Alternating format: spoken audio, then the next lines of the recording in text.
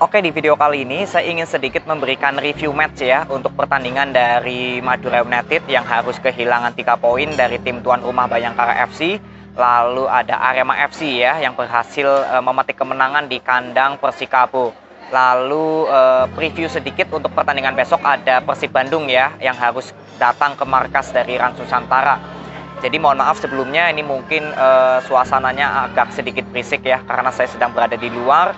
Tapi is okay, saya ingin berikan review sedikit untuk Madura United dulu ya. Di pertandingan kemarin Madura United harus tertinggal 0-2 lagi. Ini mengingatkan kita seperti Madura United bertemu dengan Persikabo ya. Itu sama, tertinggal dulu 0-2 di babak pertama.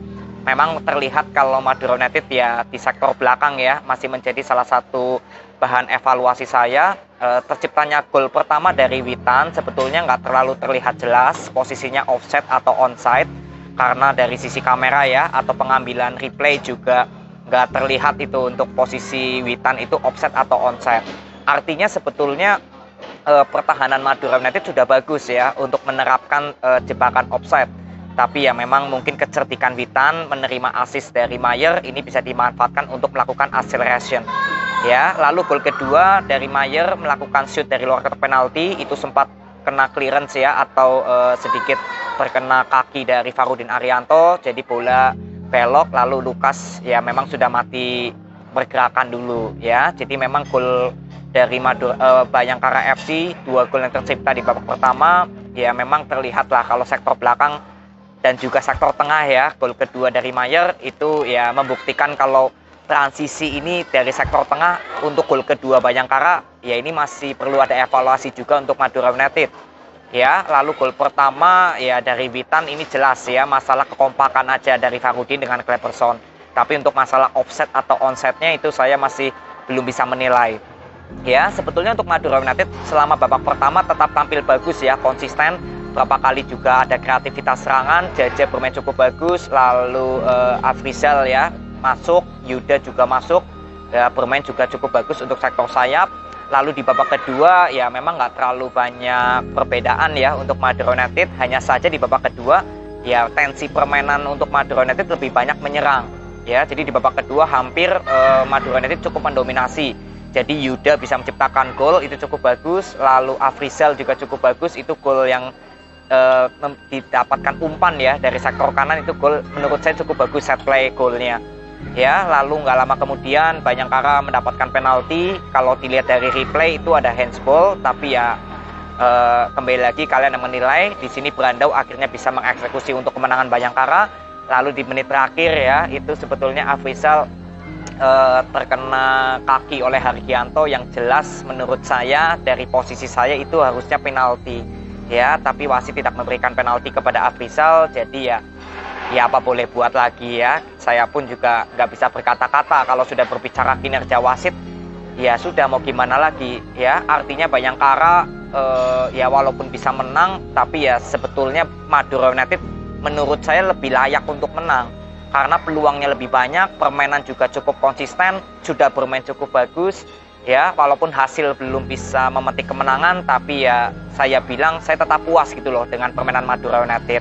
Tapi ya yang perlu diwaspadai oleh Madura United tinggal di sektor belakang ya. Lalu transisi sektor tengah juga sama, karena 2 gol yang tercipta dari Bayangkara ini bisa buat evaluasi Madura United ya. Gol pertama dari Witan untuk sektor belakang, lalu gol kedua dari Mayer itu untuk transisi sektor tengah ya. Paling ini hal positif yang bisa dipelajari untuk kekalahan Madura United ya. Walaupun kehilangan poin cukup krusial ya, semoga di pertandingan kedepannya Madura United bisa tampil lebih maksimal dan optimal ya. Semoga sektor belakangnya bisa lebih matang, lebih solid lagi. Ini yang saya tunggu-tunggu karena terakhir clean sheet hanya lawan Persija ya. Jadi tetap semangat untuk Madura United.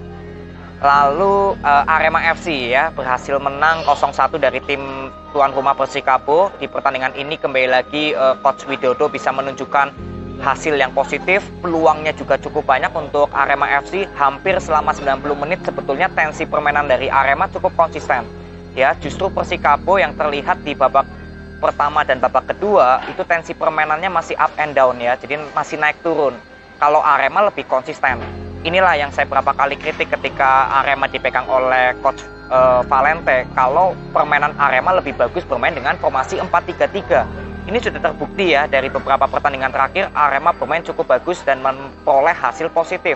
Yang penting juga di pertandingan ini clean sheet ya. Walaupun Persikabo juga sebetulnya ada peluang emas dari Dimas Derajat ya, sebenarnya banyak peluang, tapi ya finishing juga faktor utama dari Persikabo. Arema juga sama, peluangnya banyak ya. Salah satu gol dari Lokolingo itu gol yang cukup bagus, tapi sisanya juga sebetulnya Arema ada peluang untuk bisa menggandakan kedudukan ya, dari Ahmad Maulana Syarif, lalu Ginanjar ya, Wahyu Ginanjar yang di menit terakhir itu sayang sekali, itu kesempatan emas banget ya. Artinya untuk Arema FC yang penting bisa menang dulu, karena Persita Tangerang tadi kalah 0-1 dari Borneo FC.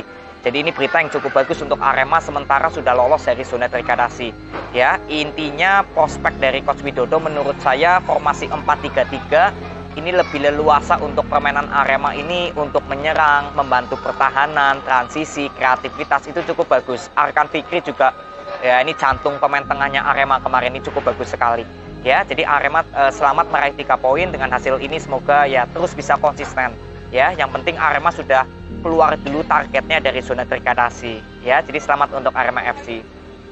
Lalu next ya, ada Rans dengan Persib Bandung di pertandingan besok ya, akan dipertemukan. Jadi Persib Bandung sebetulnya nggak terlalu banyak masalah ketika harus bertandang ke Rans, karena Rans juga sementara ini kan sedang memperoleh hasil yang kurang baik ya. Pelatihnya juga kalau nggak salah Rans ini pelatihnya habis dipecat ya, kalau nggak salah Almeida ya, kalau nggak salah ya infonya.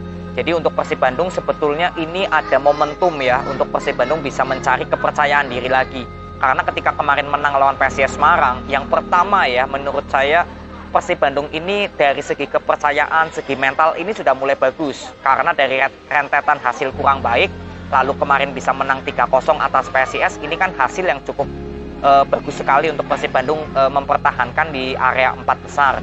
Jadi dari segi mental, dari segi tekanan, ya ini Persib Bandung mulai bisa kembali lagi bagus ya. Kepercayaan diri para pemain pastinya akan naik.